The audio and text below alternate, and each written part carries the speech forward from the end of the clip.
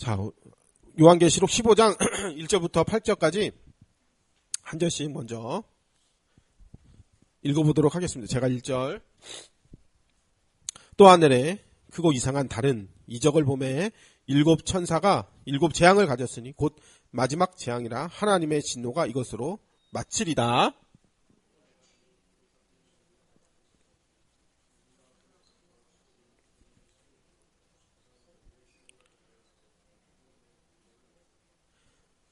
하나님의 종 모세의 노래 어린 양의 노래를 불러 이르되 주 하나님고 전능하신 이시여 하시는 일이 크고 놀라우시도다. 만국의 왕이시여 주의 길이 의롭고 참되시도다.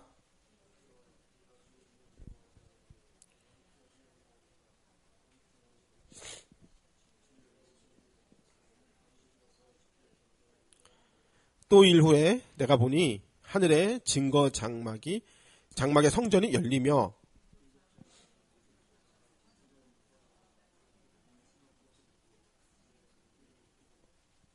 내 생물 중 하나가 영원토록 살아계신 하나님의 진노를 가득히 담은 금대접 일곱을 그 천사들에게 주니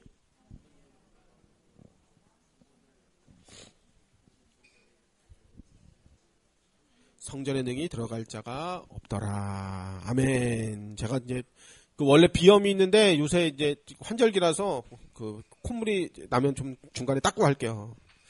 자, 이제 요한계시록 우리 지금 15장인데 앞에 이제 6장에서 예수님이 일곱 인봉, 봉인이라고 해도 되고 인봉이라고도 해도 되는 떼면서 두루마리의 봉인을 떼면서 이제 세상을 향한 심판이 이제 그림들이 그렇게 나오게 되었었습니다.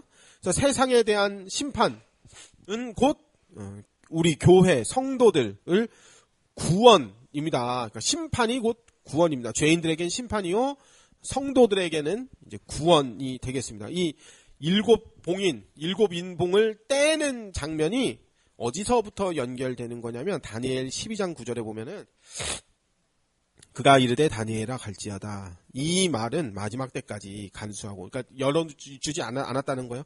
봉함할 것이니라. 봉함할 것임이라. 그러니까 다니엘 때 봉해놨어요, 이거를. 예수님, 봉하신 이가 예수님이었거든요.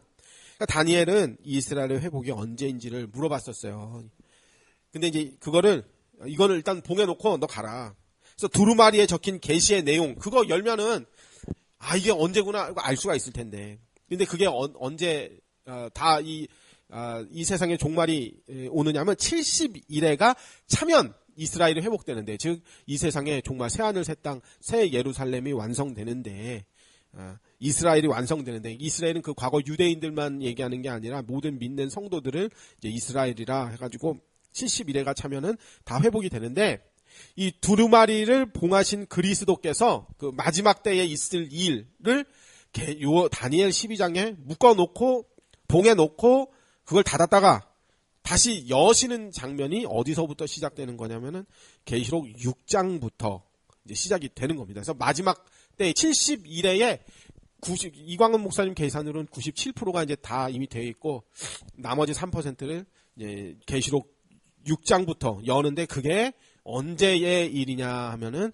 예수님이 부활하신 이후부터 종말의 때까지, 혹은 예수님이 초림하시고부터 재림하실 때까지, 그러니까 지금 때가 일곱 봉인이 떼어지는 때, 70일의 마지막 7%의 일이 이제 진행되는 때, 퍼센트로 따지면 그렇다는 거예요. 요거 너무 강조하면 또 혹시나 공격당할까 봐서 100분율로 따지면 이제 그렇다 하는 거예요. 그래서 마지막 이야기가 요한계시록인데, 이게 언제 일어나는 일이냐 하면 지금 일어나고 있는 일이다 하는 것입니다.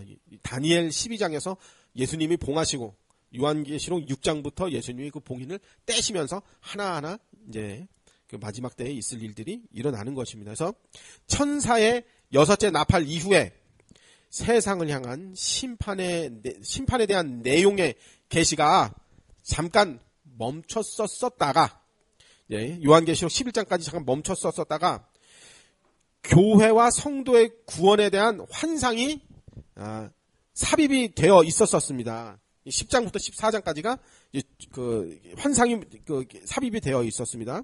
그래서 다시 15장부터는 심판에 대한 내용으로 다시 돌아와서 마지막 7 대접 심판을 내리는 내용입니다. 그러니까 이게 무슨 내용이냐면 우리가 계시록 그 12장부터 14장까지 그 교회와 구원에 대한 성도들에 대한 이야기들이 나왔었어요. 한참 심판에 대한 재앙들이 쏟아진다 이런 얘기 나오다가 중간에 이제 삼천포로 빠진 것 같이 그걸 삽입계시라고 하거든요. 중간에 성도의 구원에 대한 이야기들이 나왔었어요. 그리고 다시 15장이 시작되면서 이제 재앙에 대한 이야기가 11장에 이어서 다시 또 이야기가 나오는 겁니다. 그래서 지난 엊그저께 금요예배 때 본 계시록 14장의 14절부터 20절에는 주님께서 알곡을 거두어 들이시는 알곡 추수와 포도송이를 추수하시며 포도주 틀에 던지시는 포도송이 추수가 나왔었는데 그 내용이 곧 최후의 구원과 최후의 심판을 묘사한 내용입니다. 그러니까 계시록 14장 마지막이 알곡 추수, 불신자의 그 포도알 추수 으깨버려가지고 진리겨서 피 다 튀기게 만들어 놓는 심판의 이야기. 그럼 이제 그 심판의 이야기가 어떻게 진행될 거냐? 그게 이제 오늘부터 15장에 나오는 이야기가 바로 세상 불신자들을 향한 심판이 어떻게 진행될 거냐 하는 이야기입니다. 근데 오늘 15장 1절에는 7 천사가 7 재앙을 가지고 나타나면서 그것을 마지막 재앙이라고 했습니다. 그래서 마지막 7 대접 재앙 전에 세상의 종말적 사건으로 최후의 구원과 최후의 심판을 하는 두 종류가 거론되는 것은 계시록에 나타난 내용들이 1장부터 22장까지 시간적 순서가 아니라 역사적, 문자적 순서로 배열된 것이 아니다라는 것을 우리가 알 수 있어요. 그러니까 심판에 대한 이야기가 쭉 나오다가 그 중간에 어떻게 교회가 구원받느냐에 대한 이야기가 끼어져 있다가 다시 심판에 대한 이야기가 또 이어져 나오다가 이제 요런 식이다 이 말이에요. 그래서 요한계시록을 우리는 이제 계시록을 상징적 무천년설에 입각해서 상징적으로 보는데 요한계시록을 1장부터 22장까지 역사적 순서로 기록되었다고 보는 견해도 있어요. 그걸 뭐 잘못했다고 할 수는 없어요. 그러니까 그런 사람들은 심판도 여러 번이다. 그래. 왜냐면 재앙을 내리는 장면이 곳곳에 여러 번 나오니까 심판도 여러 번이다. 그리고 휴거도 2번이 있다. 그렇게 말. 그러니까 백성들의 구원받는 장면이 몇 번 나오니까 이건 휴거다 이렇게 이제 말을 해요. 휴거도 2번 있다. 그리고 예수님이 마귀를 멸하는 장면도 여러 번 나오니까 이거는 여러 번 나오는 장면을 어떻게 해석해야 되냐면 온전한 심판이 있고 휴거가 있고 그 다음에 온전한 심판이 있고 첫째 휴거가 또 있고 뭐 3년 반 온전한 대환란이 있고 3년 반 극심한 대환란이 있고 위에 올라가 있던 휴거되어 있던 그 백성들이 공중 재림했다가 이 땅에 진노가 쏟아질 때 성도들이 하늘에 있다가 다시 내려와서 또 심판이 또 있다가 이렇게 서로 이게 왜 말이 다 틀리고 설명하는 게 다 틀리고 서로 내가 맞다 네가 맞다 막 싸우고 막 그래요. 왜 그런가 하니까 1장부터 12장까지를 시간적 순서, 문자적 해석, 역사적 해석으로 보기 때문에 그러니까 서로 말도 안 되는 그 소설에 소설을 보태서 오니버스 알죠? 이거 이야기 보태고 저거 이야기 보태고 그러니까 버스가 충주 시내 한 바퀴 돌려면은 뭐 저기 이마트에서 한번 태우고 럭키 아파트에서 한번 태우고 호암지에서 한번 태우고 용산동에서 태우고 연수동에서 태워서 칠금동에서 태워서 저기서 터미널에서 한번 내렸다가 종점으로 다시 돌아가면 계속 사람들이 계속 타잖아요. 그 옴니버스. 그러니까 스토리도 옴니버스처럼 여기서 이거 했다가 저기서 저거 했다가 그렇게 그래 역사적 문자적으로 해석하는 사람들이 이야기들이 그리고 이제 서로 또 다 틀려. 그런 식으로 옴니버스 스토리처럼 돼버리는. 그러니까 서로 나중엔 자기가 맞다고 내 해석이 맞다 네 해석이 맞다 그러는데 우리는 그런 문자적 세대주의적인 그런 해석을 따르지는 않고 이건 역사적으로 일어날 일은 맞는데 그러니까 상징적인 해석을 더 따라서 계시록을 우리는 시간적 순서로 보는 게 아니라 요한이 계시를 받은 순서대로 기록됐다 그렇게 봐요. 그럼 요한이 받은 순서는 어디에서 나오냐면 또 내가 보니 요게 이제 요한이 받은 순서예요. 요한이 계시를 받았다는 말이에요. 그러니까 하나님이 알려주고 싶은 대로 알려줬다 이 말이에요. 하나님이 계시를 주시는 하나님은 하나의 어떤 사건당 한 번의 계시를 주셨다. 요게 이제 그 역사적 해석인데 우리는 그렇게 보는 게 아니라 우리의 신앙의 유익과 인내를 위해 중요한 거는 반복적으로 또 하나님이 알려줄 수도 있고 또 중간중간에 삽입계시 곧 교회와 성도를 지켜주신다는 내용을 하나님이 끼워 넣어주셔서 그렇게 하는 이유는 뭐냐면 음녀 바벨론의 유혹과 짐승과 용의 핍박을 끝까지 견뎌내어서 영원한 천국 새하늘 새 땅에 들어가는 정말로 복받은 자들이 되라라는 목적으로 강조할 건 여러 번 강조하고 심판 형벌 여러 번 자꾸 강조해가지고 정신 바짝 차리고 경각심을 갖도록 해주고 또 중간중간에 내가 너희를 이렇게 심판 가운데 건져낼 거야 하는 교회와 성도들에 대한 내용도 중간중간에 끼워 넣어줘가지고 이제 위로와 평강이 넘치게 하시는 그게 목적으로 이게 스토리가 1장부터 12장까지 시간 순서로 1장 다음에 2장 나오고 2장 다음에 3장 나오고 3장 다음에 4장 나오고 4장 다음에 5장 나오고 이렇게 보는 게 아니라 하나님이 하시는 그 심판의 역사 중에 성도의 구원이 또 계속 설명이 되고 중간중간 설명이 되고 우리는 그렇게 본다는 거예요. 그래서 이제 조금 이렇게 역사적 해석하고 우리가 보는 상징적 해석하고는 조금 다를 수 있다. 그런 내용입니다. 그래서 비슷한 내용이 반복적으로 나오는 것입니다. 왜냐면 하나님이 강조하고 싶은 내용이 있기 때문에. 그래서 비슷한 심판이 여러 번 기록되어 있다고 해서 이 땅에 비슷한 심판이 여러 번 쏟아진다 이렇게 해석하진 않습니다. 전 인류가 경험할 전 우주적 최후의 심판과 진노의 형벌은 마지막에 한 번이 있을 것이고 새하늘 새 땅에 입성하는 경험도 우리는 단 한 번 있을 것이지 역사적 해석하는 사람처럼 먼저 휴가 됐다가 하늘에서 대기하고 있다가 밑에서는 이제 아마 막 심판이 행해졌다가 또 내려와가지고 또 같이 참여하고 있다가 또 휴가 됐다가 그럼 또 대환란이 있다고 또 내려와가지고 또 같이 살다가 또 올라가가지고 19장 가서 어린 양의 혼인잔치 했다가 다시 또 새하늘 새 땅 할 때는 위에 있던 성도들이 내려왔다가 우리는 그렇게 해석하지는 않습니다. 그러니까 마치 어떤 거냐면 실제 우리가 잠잘 때 꾸는 꿈의 비유를 해보자면은 만약에 꿈이 현실에 진짜로 일어난다면 현실에 한 번 일어날 인생에 한 번 겪을 일을 여러 날 여러 번 비슷하게 몇 번을 반복해서 꾼 꿈 같은데 실제로는 그 사건이 한 번 일어난다. 근데 꿈은 여러 번 꿨다. 이렇게 생각하시면 되겠어요. 그래서 요한계시록의 해석이 이제 우리는 상징적으로 해석을 한다. 그래서 이게 1장부터 12장까지 동일한 사건이 반복돼서 계속 일어나고 휴거 됐다가 떨어졌다가 다시 올라갔다 어린 양 그 혼인잔치에 참여했다가 또 밑으로 내려왔다 올라갔다 그런 거는 우리 그렇게 문자적 세대주의적으로는 해석하지 않는다 하는 거예요. 자, 1절부터 다시 볼게요. 또 하늘의 크고 이상한 이적. 그러니까 요한이 계시를 받았다는 거예요. 하늘의 크고 이상한 이적. 다른 이적을 보면 7 천사가 7 재앙을 가졌으니 곧 마지막 재앙이라 하나님의 진노가 이것으로 마치리로다. 마치겠다고 또 19장까지 또 진노 심판에 대한 이야기 계속 나오거든요. 그러니까 설명해 준 대로 그렇게 보면 돼요. 아, 이걸 하나님이 계속 강조했구나 그렇게. 그래서 7 천사가 7 재앙을 가지고 나타나는데 이것이 마지막 재앙이기에 이것으로 하나님의 진노가 마칠 것이다. 그렇게 선언을 했습니다. 7 재앙에 대하여 하늘의 크고 이상한 이적 또 다른 표적이다. 이렇게 얘기했어요. 이것은 불신자에 대한 악인들에 대한 음녀 바벨론에 대한 또 사탄에 대한 또 악한 영들에 대한 하나님의 심판이 가히 사람으로는 상상할 수 없을 만큼 엄중하게 대단하게 나타날 것이다 하는 의미입니다. 그러니까 이것이 마지막 재앙이다 라고 했는데 지금 여기가 15장이잖아요. 근데 앞에 11장 14절에 둘째 화가 지나갔으니 속히 셋째 화가 속히 이르리로다 그랬단 말이에요. 그러니까 세 번째 화가 이르릴 것이다 한 게 12, 13, 14 건너뛰고 15장에서 셋째 화가 이렇게 쏟아진단 말이에요. 그러니까 12, 13, 14는 뭔 내용이냐면 중간에 하나님이 야 성도들아 위로 너희는 걱정하지 마. 니들은 하나님이 너희를 보호하는 거야. 이렇게 재앙이 쏟아져도 너는 보호를 받는 거야. 중간에 그렇게 삽입 계시가 있다는 거예요. 그래서 15장은 11장에서 연결되는 내용이다. 그렇게 생각하면 되겠어요. 계시록 11장 14절에서 예언된 셋째 화가 어느 때에 이제 다시 나오느냐면 15장에 다시 나오고 있다는 거예요. 그래서 마지막 7 대접 재앙이 바로 11장에서 설명했던 그 셋째 화입니다. 화가 있을 것이다. 그런데 둘째 화는 그때 다 앞에서 지나갔고 셋째 화가 이제 15장에서 나온다는 거예요. 그래서 12장에서 14장까지는 그 중간에 심판에 대한 그 계시 중간에 성도와 교회를 격려하기 위한 그 삽입 계시다. 우리는 이제 그걸 그렇게 부릅니다. 근데 이제 아까 문자적으로 해석하는 사람들은 이제 그 내용이 막 꼬이는 거예요, 이게.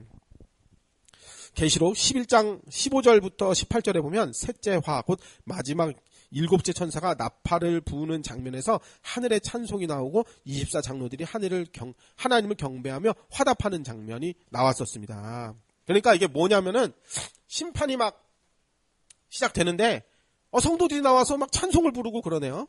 그러니까 우리는 그 심판에 받을 대상자가 아니라 천국에 참여할 그 하나님의 심판이고 신자의 그 구원이거든요. 거기에 이제 참여할 영광스러운 자들이라는 거예요. 그 옛날에 이제 미국 슈퍼볼 중간에 마이클 잭슨 나와가지고 공연하고 마이클 잭슨 공연 끝나면 다시 슈퍼볼 시작하고 하듯이 이제 극적인 드라마의 중간에 이제 그 클라이막스를 끌고 가기 위해서 중간에 그 광고나 혹은 다른 이벤트를 중간에 끼워 넣은 것처럼 마치 극적인 드라마의 그 최종 편이나 혹은 스포츠 결승전 중계방송에서 결승전 전에 바로 아주 중요한 광고가 나오거나 뭐 이벤트가 있거나 이렇게 분위기를 전환시키고 또 막 환기시켜서 마지막에 대한 기대감, 그 긴장감을 극대화시키는 그런 효과를 일으키듯이 그런 식으로 마지막 심판 전에 성도들은 어떻게 구원받을 것인가 이게 한번 설명해 놓고 마지막 심판으로 이어졌다는 거예요. 그래서 마지막 일곱 재앙 앞에 이러한 찬송이 나오는 것도 심판을 받는 자들에게 일곱 대접 재앙이 두려움과 공포지만은 믿음을 지킨 하나님의 백성들에게는 우리들한테는 이것이 우리의 기도의 응답이면서 하나님의 나라가 이루어지는 그 뜻과 계획이 이 땅에 이루어지는 아주 큰 기쁨이요 감사요 복이 되기 때문에 심판이 우리에게 불신자를 향한 심판이 곧 우리에게는 큰 복이 되고 이것이 우리가 성도들의 기도와 합하여 하나님이 하시는 일이니 얼마나 기뻐요. 그러니까 중간에 자꾸 설명을 해주는 거예요. 우리는 구원받을 백성이다 이렇게. 그래서 중간에 삽입된 교회와 성도의 구원에 관한 계시를 11장에 이어서 12, 13, 14에 성도에 관한 계시를 넣고 이제 15장이 결국 이제 마지막 심판에 대한 내용으로 이어졌다. 그러니까 11장에서 15장으로 심판의 내용들이 쭉 이어지고 있다. 그래서 11, 12, 13, 14, 15 이렇게 쭉 이어서 가는데 12, 13, 14를 빼놓고 11장과 15장을 읽어보면 내용이 그렇게 딱 맞아 떨어진다는 거예요. 2절 또 내가 보니 불이 섞인 유리 바다 같은 것이 있고 짐승과 그의 우상과 그의 이름의 수를 이기고 벗어난 자들이 유리 바닷가에 서서 하나님의 검은 고를 가지고 그랬는데 이 심판이 선언된 천사들이 이제 마지막 화를 대접재앙을 쏟아 부으려고 하는 심판이 선포된 상황에서 불이 섞인 유리 바다 같은 것이 있다고 해서 불이 섞인 유리 바다. 이는 수정과 같은 유리바다. 계시록 4장에 나왔던 수정과 같은 유리바다. 우리 백성들이 천국에 가 있는 그 모습이 마치 수정과 같은 유리바다인데 이거하고 반대 표현이 뭐냐면 불이 섞인 유리바다. 그러니까 표현이 바뀌었어요. 그러니까 수정과 같은 유리바다는 맑고 깨끗하고 거룩한 백성들을 표현했다면 불이 섞인 유리바다는 하나님의 심판을 상징하는 바다를 의미한다고 생각하면 되겠습니다. 근데 그럼 유리바다가 뭐냐? 뭐 원래는 성전에 물두멍이라는 것이 있습니다. 물두멍. 물을 받아놓은 대야 같은 거예요. 그래서 놋 그릇에 담긴 물을 담겨 있는 물을 성경에서 바다다 이렇게 표현을 한 것입니다. 놋 물두멍이에요. 그러니까 놋은 누런 거 저기죠. 라면 끓여 먹는 거. 놋 물두멍. 그러니까 이게 물그릇이에요. 그 성전에 있었던 그 성막에 있었던 물두멍. 그러니까 제사장이 정결 예식과 번제물을 씻기 위한 물인데 이것을 놋으로 만들었는데 이거 담긴 물을 성경에서 바다라고 했습니다. 그래서 바다가 히브리어로는 얌이라고 하고 영어로는 그 씨인데 원래 히브리어 얌은 큰 물을 뜻합니다. 그래서 히브리 사람들에게 큰 물은 이 바다나 다름없어요. 바다라고 불러요. 그래서 정결하게 씻는 물이 유리바다예요. 정결하게 씻는 물. 우리가 유리바다에 빠지면 우리 죄가 다 깨끗하게 성전에서 이제 씻김 받고 그 안으로 들어가는 유리바다가 이제 우리에게 물두멍이면 반대로 생각하면은 이해가 쉽죠. 불이 섞인 유리바다. 그거 빠지면 다 죽는 거예요. 빠지면 죽는 사망의 홍해바다처럼 반대로 정결하여 거룩하여 빠지면 죄가 씻김 받는 바다가 뭐냐면 놋 물두멍, 그 수정과 같이 맑은 유리바다. 그래서 반대는 불이 섞인 유리바다. 이건 뭐냐면 죄인들이 거기다 빠졌다 그러면 사망의 음침한 골짜기 거기서 다 죽는 거예요. 그래서 짐승과 우상을 벗어난 백성들이 유리바닷가에서 검은고를 가졌다 그렇게 나왔는데 애굽에서 나와서 바로의 추격을 피해 홍해를 지나 구원을 얻은 것과 똑같이 감사와 기쁨이 넘치는 게 이제 검은고를 켜고 악기를 연주하면서 기쁜 거예요. 그래서 검은고 하프를 켜며 감사의 찬송을 부르는 거예요. 마치 그 홍해바다를 건넌 백성들처럼. 3절 하나님의 종 모세의 노래 어린 양의 노래를 불러 이르되 주 하나님 곧 전능하시니시여 하시는 일이 크고 놀라우시도다. 만국의 왕이시여 주의 길이 의롭고 참되시도다. 4절 주여 누가 주의 이름을 두려워하지 아니하며 영화롭게 하지 아니하오리까. 그 바다에 다 빠뜨리고 우리를 구원하셨으니 하나님은 두려워하며 영광 받아 합당하시며 하나님을 영화롭게 하겠죠. 그걸 눈으로 다 봤으니 오직 주만 거룩하시니다. 주의 의로우신 일이 나타났음에 만국이 와서 주께 경배하리이다.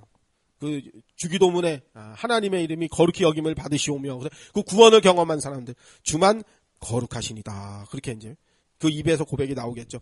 불이 섞인 유리바닷가에 이긴 자들이 서서 모세의 노래 곧 어린 양의 노래를 불렀습니다.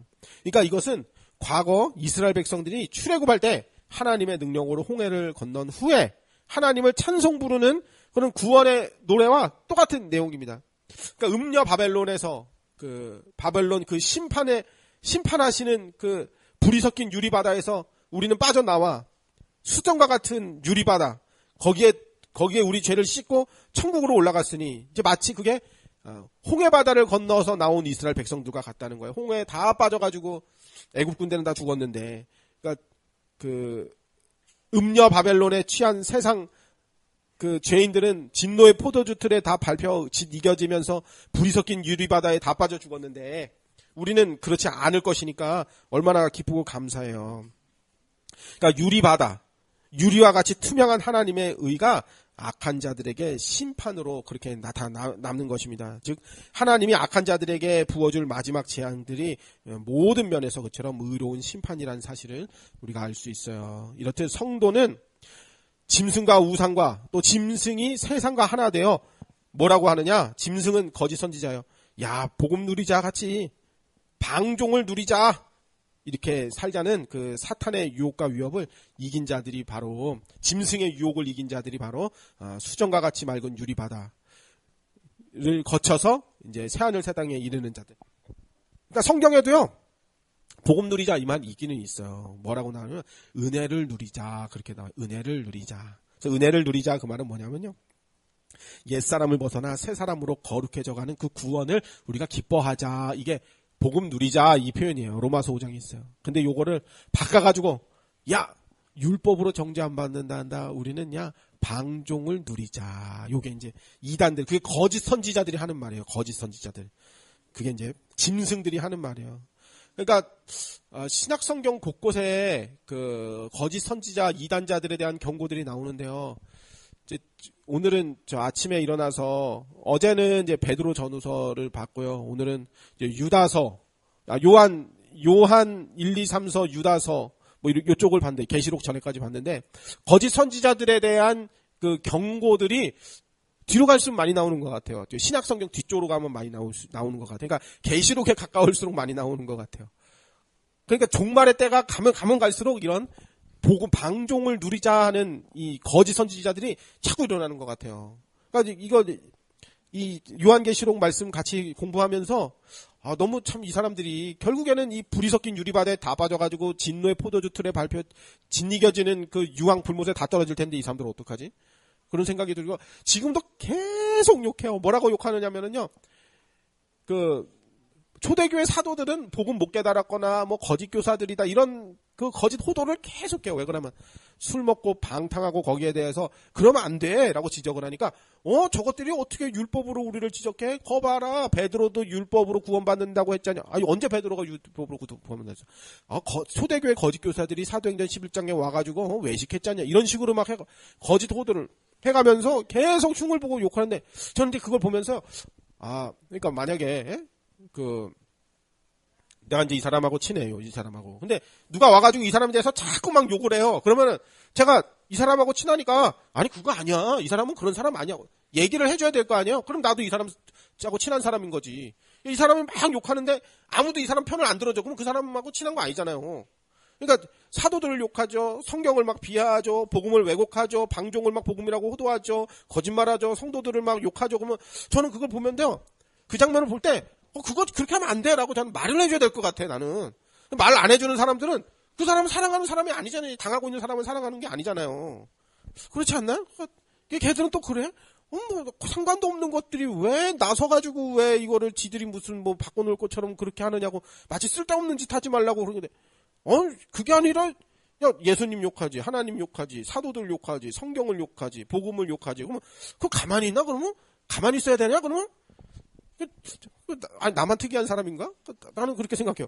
아니 왜냐면 나는 이 사람을 사랑하니까 이 사람이 나하고 친한 사람이니까 내가 이 사람을 변호해주고 이 사람을 보호해줘야지. 아니라고 얘기를 해줘야 될 거 아닌가? 나 그렇게 생각하는데 나만 특이한 건가? 자 5절. 자 그래서 마지막 7째 나팔 심판은 마귀와 그를 따르는 무리들에게 대한 무서운 심판이지만 하나님의 백성들에게 구원과 승리의 큰 기쁨이 될 것입니다. 왜냐하면 우리의 기도와 함께 하나님이 일하시거든요. 5절. 또 2일 후에 내가 보니, 그러니까 2일 후에 내가 보니, 그냥 하나님이 계시를 이제 환상을 본 거예요. 하늘의 증거장막 성전이 열며 7재앙이 가진 7천사가 성전으로부터 나와 맑고 빛난 세마포 옷을 입고 가슴에 금띠를 띠고. 그래서 5절부터는 마지막 심판이 하늘로부터 시작된다라는 것을 이제 알려주는데, 그러니까 하늘의 증거 장막 성전에서 나왔다 이 말이잖아요. 그러니까 하늘에서 시작된다는 거예요. 그래서 요한계시록 11장 19절에는 앞에 그 심판에 대한 이야기가 11장까지 나오고 이제 다시 15장에서 이어지니까 11장 19절에는 하늘에 하나님의 성전이 열리니 성전 안에 하나님의 언약궤가 보이며 번개와 음성과 뇌성과 지진과 큰 우박이 있었다고 하는데 이는 마지막 심판이 하늘에 하나님의 성전에서 비롯된다. 하나님이 그 심판을 시행하신다 이 말입니다. 하늘의 증거장막이 성전이 열리며 7재앙을 가진 7천사가 성전으로부터 나온다라고 했는데 여기서 이제 증거장막을 신천지는 자기들이 증거장막 성전이다. 자기들이 이제 증거장막 성전에 이른 주인공들이다 이렇게 말하는데 그건 그런 뜻이 아닙니다. 그래서 성막과 성전과 다른 증거장막 성전이라는 게 또 다른 게 있는데 자기들이 거기에 거할 자들이다 하는데 그게 그런 게 아닙니다. 그 증거장막 성전이라는 게 따로 있는 게 아니라 과거 성막을 증거장막 성전이라고 했던 겁니다. 그러니까 구약의 성막을 모세의 과거 구약의 그 성막을 증거장막이라고 불렀었습니다. 왜냐하면 모세가 시내산에서 가져온 두 증거판을 거기다가 간직했기 때문에 증거판이 있어서 그 성막을 증거장막이다 그렇게 불렀었습니다. 성막의 핵심은 언약궤가 있는 지성소인데 언약궤는 하나님이 직접 새겨주신 증거의 두 돌판, 그 증거판, 증거궤 이렇게 불렀는데 이 담긴 증거궤이므로 하나님의 증거의 장막이라고 불렀습니다. 그러니까 성막을 증거의 장막이라고도 불렀습니다. 그래서 언약궤를 덮은 언약궤 위에 뚜껑을 그 두 그룹이 이렇게 날개를 이렇게 해가지고 덮어놨잖아요. 하나님의 진노를 이렇게 덮고 있잖아요. 그 율법이 열려버리면은 이제 진노가 확 쏟아지는 거예요. 거기 위에 피를 부어가지고 시은 자, 은혜의 자리 이렇게 불렀잖아요. 그 케투빔 두 그룹 천사가 날개를 펴가지고 얼굴을 가리고 덮고 있고 그 두 천사가 날개로 덮은 그것이 속죄소. 피가 부어지면 죄가 용서받는 거예요. 은혜의 자리다. 시은 좌라고 했습니다. 하나님은 바로 그 속죄소 시은 좌에 앉으사 그리스도의 피로 백성들의 죄를 용서하시고 하나님의 의를 전가해 주십니다. 이게 증거 장막이에요. 그리스도의 피가 없다면 죄인은 언약궤 하나님의 의로 인해 언약궤 안에 있는 율법으로 인해 십계명이 계명에 들어있잖아요.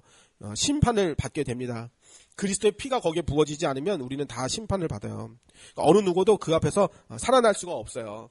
그러니까 증거장막은 그 과거의 성막을 의미해요. 거기에 피가 있으면 우리는 거기에 이제 하나님의 은혜로 하나님과 함께 교통할 수가 있어요. 그래서 그리스도로 새롭게 된 자들이 들어가는 곳 바로 하나님과 교제하는 곳 그가 바로 이제 증거장막 성전이 우리가 거할 새하늘 새 땅이며 새하늘 새 땅을 예표했던 것이며 지금 우리는 우리가 하나님의 성령인 것과 하나님의 영이 우리 안에 거하시는 것을 알지 못하느뇨 할 때 하나님이 우리를 마치 자신의 그 처소처럼 삼으시고 우리가 교제하고 계십니다. 자, 어제 이제 카페에 뭐가 올라왔는데 뭐냐면은 이제 천안의 훌륭하신 목사님이 성경에 어디 술 담배 먹지 말라고 했느냐? 하나님의 그 성전이 우리의 몸인 줄 아냐? 뭐 이래가면서 이제 딴소리를 막 하시고 어디 술 먹었다고 담배 폈다고 음행했다고 문제가 있다고 했냐? 예수 안 믿어서 문제 있지. 이렇게 한단 말이에요. 그게 뭐냐면, 이제 자꾸 삼천포로 빠져서 뭐란데, 제 생각에는 저기 같아요. 그러니까, 설교를 들어보면은, 다락방 교단에서, 총회에서 목사들 수양회를 간 거예요. 수양회. 갔는데, 거기서 이제 목사들이 술을 먹고 논 거예요. 근데 충청도 어느 목사님이, 제 생각엔 김현창 목사님인 것 같아요. 충청도 어느 목사님이 가가지고, 그랬대. 아니, 목사들이 이렇게 술 먹고 하면 되겠냐? 근데 그 말을 한 사람이 내 생각에 추측엔 김현창 목사님인 것 같아요. 그랬더니 이제 그 사람, 김현창 목사님을 욕하는 거예요, 저기가. 천안에 계신 분이. 김현창 목사님인지는 모르겠는데, 그럴 사람이거든요. 왜냐면 본인은 술, 담배 안 하거든요. 그리고 과거에서 술, 담배, 술마귀, 담배마귀, 여기서 해방받아야지. 그 말 자주 하시잖아요. 그러니까 김현창 목사님은 다른 사람들처럼 술 먹고 담배 먹고 방탕한 짓 안 하잖아요. 그러니까 총회 수양회에서 갔는데, 충청도 누가 그걸 했다. 내 생각엔 김현창 목사님 같은데. 그러니까 걷다 대고 막 욕을 하는 거예요. 근데 분위기가 그렇다는 거예요. 모여서 술 먹고. 그게 말이 됩니까? 그게 총회 수양회 가서 술 먹고 노는 게 말이 돼요, 그게? 그러니까 성도들 듣는 앞에서도 그걸 얘기를 해요. 아이고, 그게 무슨. 자, 6절에 천사가 맑고 빛난 세마포 옷을 입고 가슴에 띠를 띠었다라고 하는데, 세마포와 그 가슴에 띠는, 금띠는 제사장과 왕을 상징하는 것인데, 마지막 재앙을 내리는 7 천사가 이렇게 맑고 빛난 그 세마포와 가슴에 띠를 띠었다고 하는 것은 하나님의 주권적 권위와 뜻을 가지고 하나님의 대리적 심판을 시행한다라는 것을 보여줘요. 그러니까 신자의 구원은, 신자의 추수는 예수님이 해요. 불신자의 추수, 심판을 향한 추수는 천사가 해요. 7절. 내 생물 중에 하나가 영원토록 살아계신 하나님의 진노를 가득히 담은 금 대접 7을 그 7 천사에게 주니. 이제 진노를 쏟아 부을 대접을 이제 전달을 해주는 거예요. 그럼 이제 시행을 하겠죠. 이제 내 생물은 계시록 4장 6절과 같이 최상급 최고의 지위를 가진 천사장으로 봅니다. 그 최상위에 있는 천사장이 하나님의 진노를 담은 금대접을 주었다는 것은 하나님의 진노를 담았다. 이 말은 아주 극심한 최후의 심판의 재앙이 실현될 것이다 라는 뜻이에요. 얘들아, 거기 너무 시끌시끌하게 그러면 안 돼요. 알겠지? 자, 7 천사는 하늘 성막에서 하나님의 진노를 가득 담은 금 대접을 받아다가 바벨론에 대한 마지막 최후의 심판, 이 불신자들을 향한 최후의 심판을 시행할 것입니다. 이로써 세상 나라 바벨론은 멸망을 하게 되고 새하늘 새 땅 새 예루살렘에 하나님 나라가 회복되고 완성될 것입니다. 이게 바로 이제 다니엘 71회가 말했던 그거예요. 진노의 금 대접은 하늘 성전 하늘 보좌에 둘러섰던 24 장로들이 가진 성도들의 기도의 향을 담은 금 대접과 동일합니다. 그릇에 그 기도를 담아놨다가 함께 일을 하는 거예요. 계시록 8장 3절에서부터 5절에 향이 가득한 금 향로를 받았는데 모든 성도들의 기도다 그랬거든요. 그러니까 마지막 심판은 성도들의 신원과 함께 신원의 보복이에요. 우리가 올려드리잖아요. 저는 정말로 그런 기도가 나오거든요. 너무 불쌍해요. 호도된 성도들 생각하면 너무 불쌍해. 주여, 저들 불쌍히 여겨주소서. 그럼 그게 이제 상달돼가지고 하나님의 귀에 들리는 날 출애굽기에 보면은 백성들의 기도가 하나님의 귀에 들려 드디어 하나님이 그들을 찾아갔다 그렇게 나오잖아요. 그러니까 똑같은 그림이에요. 최후의 심판도 백성들이 기도를 해요. 주여, 주님의 공의가 이 땅에 가득하게 해주세요. 하나님 나라가 임하게 해주세요. 죄악이 완전히 없는 의가 가득한 통치의 나라가 되게 해주세요. 하나님이 그 기도를 들으시고 금 대접을, 성도들이 해놓은 기도의 대접을, 그릇을 들고 이제 심판의 대접을 들고 이제 일을 시작하신다 이 말입니다. 계시록 15장 7절에 하나님의 진노를 가득히 담은 금 대접 7은 완전수 7, 완전한 하나님의 심판의 완전성을 의미합니다. 이는 마지막 진노의 심판의 7 대접이 바벨론의 위협에 굴복하지 않고 믿음을 지킨 교회 성도들에게 주는 이건 보상이에요. 하나님이 우리와 함께 같이 일하신다는 거예요. 교회와 성도들을 핍박한 세상에 대한 하나님의 무서운 신원, 이제 보복, 기도를 듣고 심판을 하시는 거예요. 신원의 보복이 있을 것이다 라는 것을 알려줘요. 왜 자꾸 알려주냐면 회개하고 빨리 돌아오라는 거죠. 그러니까 8절 하나님의 영광과 능력으로 말미암아 성전에 연기가 가득 차며 7 천사의 7 재앙이 마치기까지에는 성전에 능히 들어갈 자가 없더라 그랬습니다. 하나님의 심판이 시작됐다. 그럼 이제 성전에 들어갈 수가 없어요. 중보기도도 이제 중보기도 이제 더 이상 안 들어요. 하나님의 심판이 시작됐어요. 불신자들이 회개하고 그건 없어요. 이제 심판이 시작됐다. 그럼 그걸로 기회는 끝이에요. 일곱 금 대접이 전달되는 순간 하나님의 영광과 능력을 인하여 성전에 연기가 가득하게 차게 되매 그랬는데 일곱 천사의 일곱 재앙이 마치기 전까지는 성전에 능히 들어갈 자가 없다고 했습니다.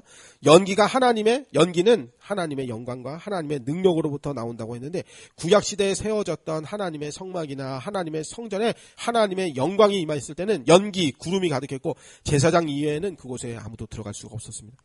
하나님의 영광과 능력을 인해서 성전에 연기가 가득 차게 되었다라는 표현은 거룩하고 어미로운 하나님의 현현을 보여줘요.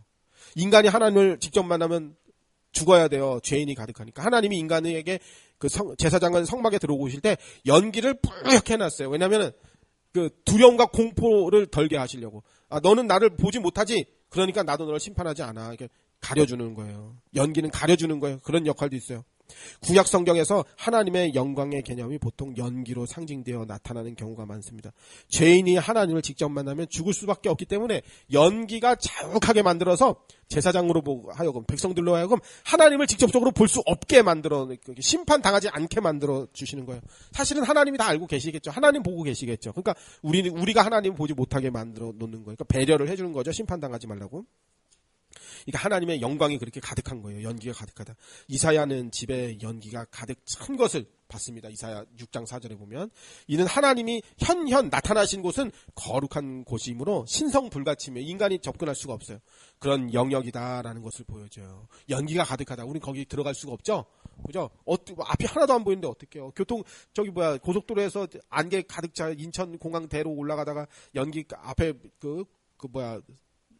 안개가 가득해. 그럼 안 보이니까 교통사고 나고 하니까 서행하고 비상 깜빡이 하고 감히 그거를 용감하게 들어갈 수가 없잖아요. 그러니까 하나님의 현현이 가득해, 연기가 가득해, 구름이 가득해. 인간이 거길 차마 겁이 나서 들어갈 수가 없단 말이에요. 여기는 내 마음대로 할 수 있는 상태가 아니에요. 하나님의 영광이 가득해요. 하나님의 어미로움과 그 두려움이 가득해요. 출애굽기 40장 34절 구름이 회막에 덮이고 여호와의 영광이 성막에 충만하매. 이 장면이 하나님의 영광이 가득하다는 장면이에요. 35절 모세가 회막에 들어갈 수 없었으니 이는 구름이 회막 위에 덮이고 여호와의 영광이 성막에 충만함이었으며. 그러니까 연기가 가득해, 구름이 가득해. 그러니까 인간이 차마 거기 감히 들어가지는 못하는 거예요.